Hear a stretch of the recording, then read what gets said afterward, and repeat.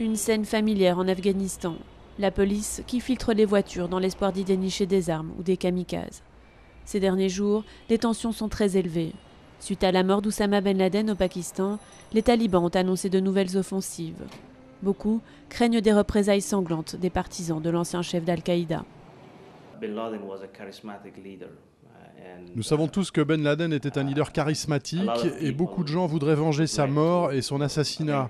Alors je suis sûr que si ce ne sont pas des milliers, ce sont des centaines de personnes qui sont déjà enrôlées pour commettre des attentats suicides dans le but d'honorer leur leader.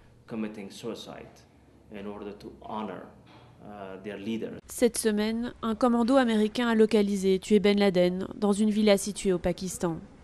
Le gouvernement pakistanais affirme qu'il n'était pas au courant des allées et venues de l'ennemi numéro 1 des États-Unis.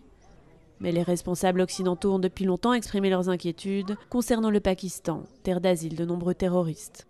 C'est ce que nous attendons en Afghanistan, de voir comment les États-Unis et le reste de la communauté internationale vont réagir par rapport au Pakistan. En Afghanistan, pays rongé par la guerre depuis déjà une décennie, la mort de Ben Laden est une bonne nouvelle. Je pense que la situation sécuritaire en Afghanistan va s'améliorer parce que tous les kamikazes et les terroristes qui entraient en Afghanistan depuis le Pakistan étaient soutenus par Oussama et ses partisans.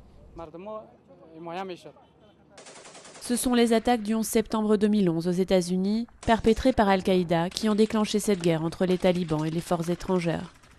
Les Afghans espèrent maintenant que la disparition d'Oussama Ben Laden va marquer un tournant décisif dans ce conflit majeur.